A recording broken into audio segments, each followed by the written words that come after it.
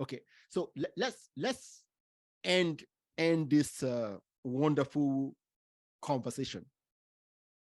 Okay, so two questions, but I want you to put them together.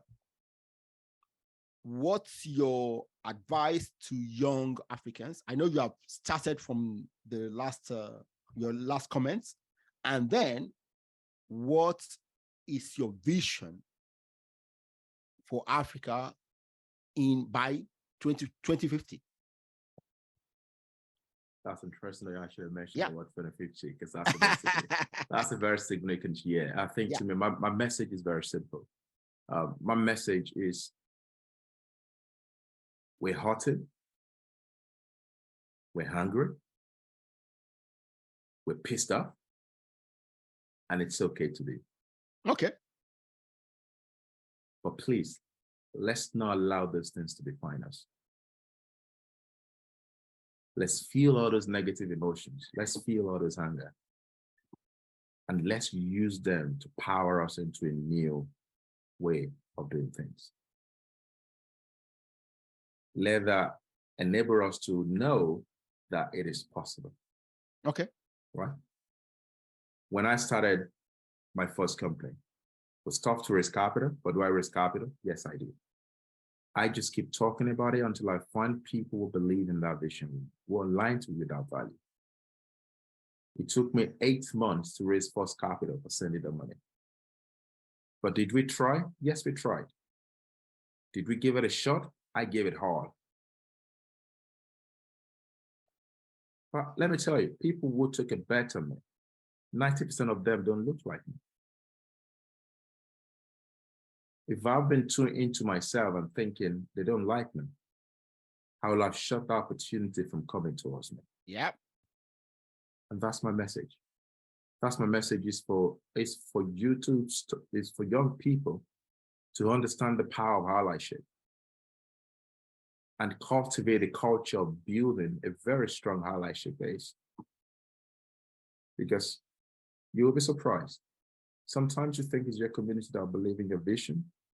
Sometimes it's the people that you think are your enemy that will end up becoming the power to realize your vision.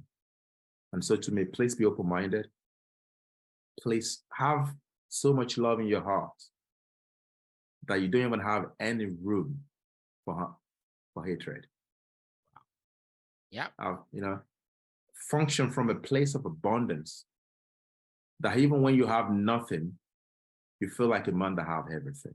Yeah. And lastly, is for you to know that every single action you take as a Black person, there is at least 10 Black kids watching you.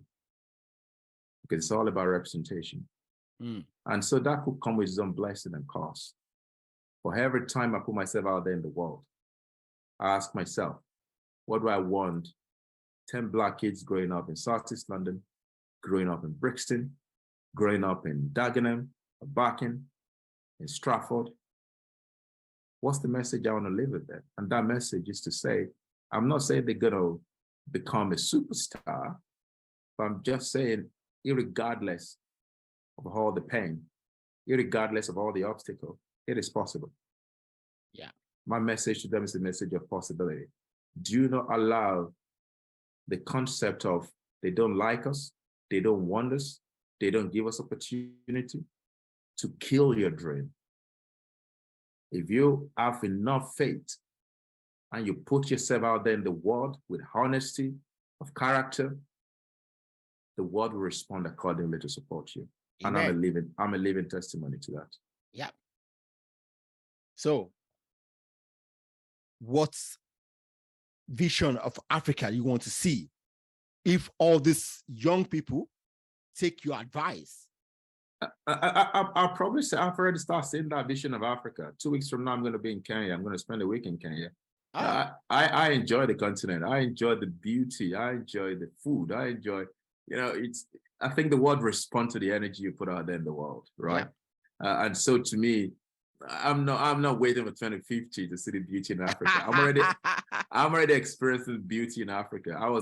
Last year I spent about 3 months in Ghana back and forth. I went with family in December to Ghana. We spent like a whole month in Ghana. I love it, amazing. I was in Lagos.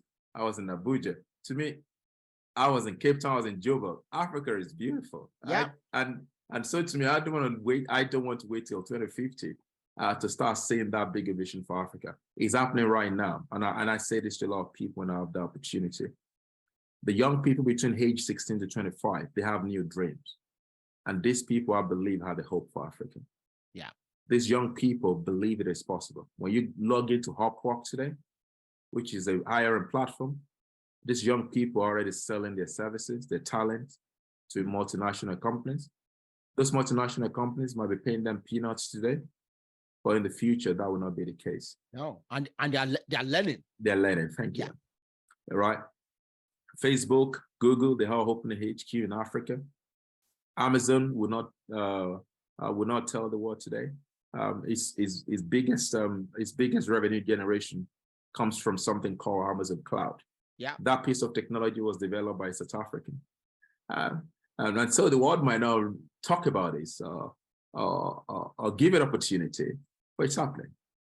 During COVID, South Africa was politically punished because they were so advanced in terms of how they reporting new variants, because the global power doesn't believe that that level of sophistication and reporting and data capturing has to come from Africa. It's happening.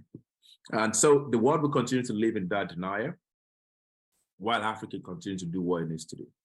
And so to me, and by 2050, I want to see an Africa where I don't need to travel out of Africa to realize my dream. I want to be able to stay in Africa and realize the dream. And it's happening. It's not something that will happen in the future. It's happening right now. The younger people right now in Nigeria, in Ghana, in Accra, in Nairobi, in Kenya, in Joburg, in Cape Town, thinking of solutions to African problems and creating companies to solve those problems for millions of people and changing lives for themselves and for their community in the process.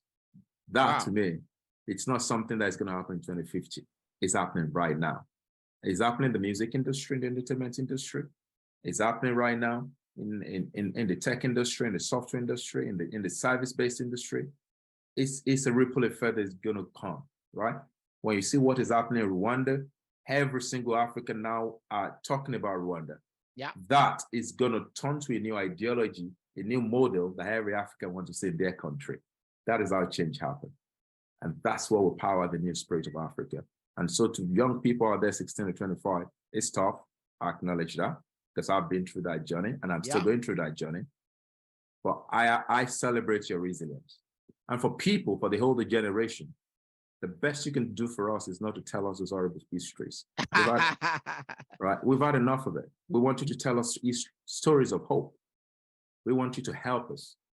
When there is a founder out there, a Black founder, creating a company, you don't have to give them $100,000.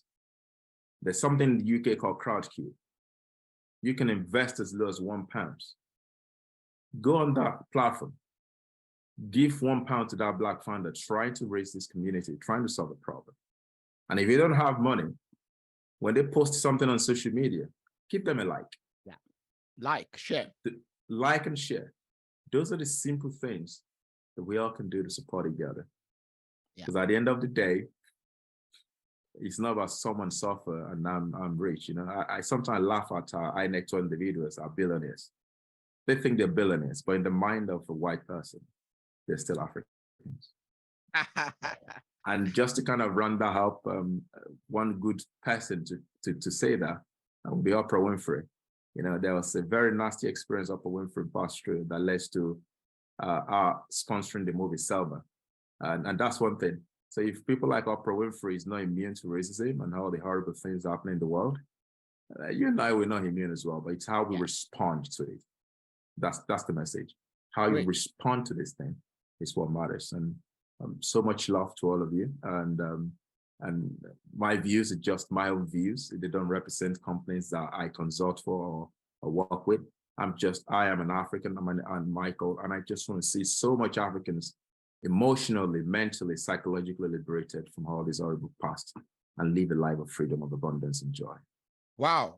Michael, You have been a great guest of the Think Big for Africa podcast.